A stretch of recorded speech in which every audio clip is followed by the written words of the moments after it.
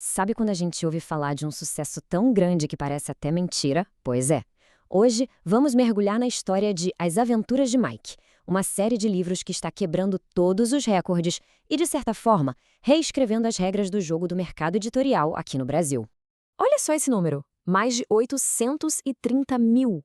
830 mil livros vendidos. Para a gente ter uma ideia, isso é mais do que a população de muitas cidades brasileiras.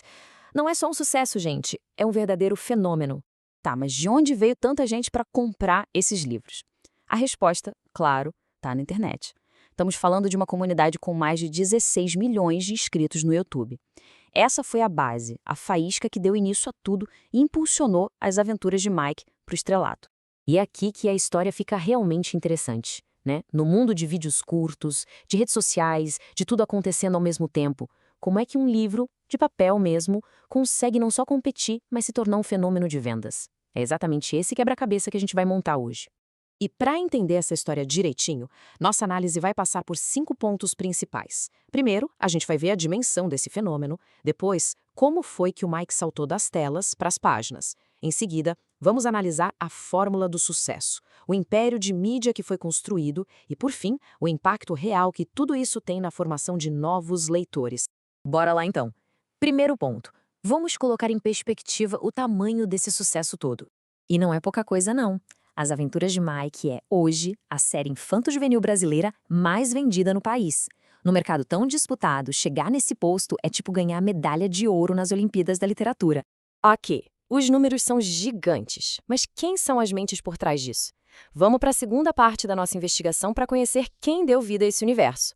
E por trás do Mike, temos essa dupla aqui, Gabriel Diero e Manu de Gílio. Eles são a prova viva de que quando o mundo dos livros e o mundo digital se encontram, o resultado pode ser algo incrível. Ele, o escritor e roteirista, ela, a autora, influenciadora e produtora. Juntos, eles se complementam e criaram um universo que o Brasil inteiro abraçou. E o legal é que a missão deles vai muito além de só vender livros. Essa fala do Gabriel resume tudo, né? Eles estão conseguindo, na prática, fazer uma ponte, incentivando a leitura para uma geração que nasceu conectada. E para eles, isso é o mais gratificante. E aqui está, talvez, a maior sacada de todas. O Mike e sua turma não nasceram no livro, eles já eram famosos nos canais do YouTube. Ou seja, quando o primeiro livro chegou nas lojas em 2019, não foi um tiro no escuro. Já existia uma legião de fãs esperando, ansiosa por mais histórias. A comunidade digital não foi uma consequência do livro, foi a causa do sucesso. Certo, a estratégia de lançamento foi um golaço. Mas nada disso funcionaria se o conteúdo não fosse bom, certo? Então, o que exatamente tem nessas páginas que prende tanto a atenção da garotada? Vamos mergulhar agora na fórmula secreta do Mike. Então, quem é o nosso herói? O Mike não é o garoto popular da escola, o craque do time. Pelo contrário. Ele é um menino que prefere videogame a futebol, é criativo, mas tem aquela preguicinha, é todo desastrado. Em outras palavras, ele é uma criança real, com quem é muito fácil se identificar. Ah, e claro, ele tem uma capivara de estimação, uma capivara! O nome dele é Robson, isso por si só já é genial. E as aventuras do Mike, apesar de super divertidas, também falam de assuntos bem sérios da infância. Coisas como o ciúme com a chegada de um irmãozinho, a ansiedade de ter que mudar de casa, de escola, ou até mesmo sobre como nascem aquelas amizades que ninguém esperava. São temas universais, mas tratados de um jeito leve, com humor e muito carinho.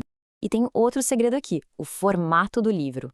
Ele é todo como se fosse um diário, sabe? Cheio de desenhos, de tirinhas, de anotações. É quase como se a gente estivesse lendo o feed de uma rede social do Mike, só que no papel. Isso tira completamente aquela cara de leitura obrigatória da escola e transforma tudo em pura diversão. Bom, com uma fórmula tão poderosa na mão, era de se esperar que o universo do Mike fosse crescer. E cresceu muito. Vamos ver agora como uma série de livros se tornou um verdadeiro império que vai muito além das páginas. E a expansão foi meteórica, dá uma olhada. O primeiro livro saiu em 2019 aqui no Brasil. Um ano depois já estava em Portugal. Em 2022, expandiu para a América Latina e para os Estados Unidos.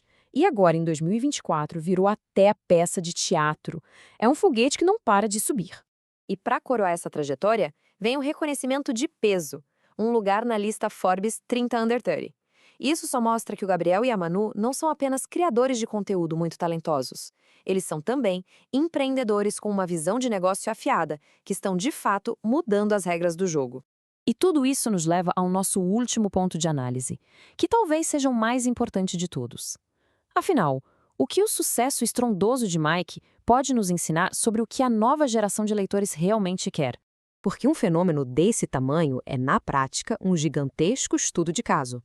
Então, o que essa série nos revela sobre as preferências dos jovens leitores hoje em dia? E o mais curioso é que quando a gente olha para a pesquisa sobre o assunto, tudo se encaixa. Um estudo enorme com mais de 90 mil estudantes mostrou exatamente o que a garotada procura nos livros. Protagonistas da idade deles, histórias em formato de diário ou aventura, alguma conexão com o mundo digital que eles já dominam e, claro, muito bom humor. Agora, vamos olhar de novo para a fórmula de Mike. Bate perfeitamente com todos os pontos da pesquisa. Protagonista jovem? Tem. Formato de diário? Tem. Conexão com o digital? Foi onde tudo nasceu. Humor é a base da série. Não é mágica. É sintonia fina com o público. No final das contas, As Aventuras de Mike é muito mais do que uma série de livros de sucesso. É um baita exemplo de como as histórias que nascem no ambiente digital podem ser, hoje, uma das ferramentas mais poderosas para incentivar e formar novos leitores. E isso deixa uma pergunta no ar, não é? Será que este é o futuro da literatura? Histórias que nascem numa tela para depois conquistarem as páginas impressas? O fenômeno Mike mostra que esse caminho não só é viável, como pode ser um sucesso absurdo. Fica aí a reflexão.